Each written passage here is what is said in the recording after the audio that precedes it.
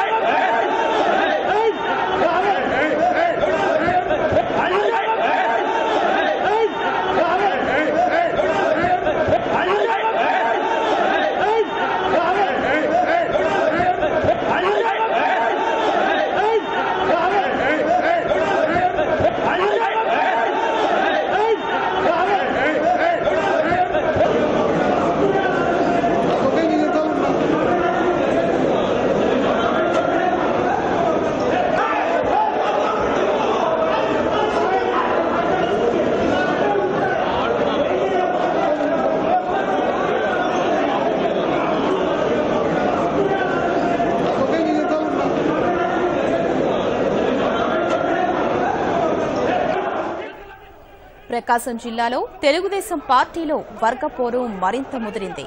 ఇటీవల జరిగిన జంట హత్యల తరువాత కరణం బలరాం, గొట్టిపాటి రవికుమార్ వర్గీయుల మధ్య దూరం మరింత పెరిగింది. పార్టీ సంస్థాగత ఎన్నికల సందర్భంగా ఒంగోలులోని పార్టీ కార్యాలయానికి వీరిరువురు రావడం తీవ్ర ఉద్రిక్తతకు దారితీసింది. ఇరువురు వర్గీయులు నినాదాలు చేస్తూ తోసుకున్నారు. కరణం వర్గీయులు ఎమ్మెల్యే గొట్టిపాటి రవికుమార్ వైపు దూసుకురావడంతో ఆయన గన్మెన్ పలువురిని నెట్టివేశారు.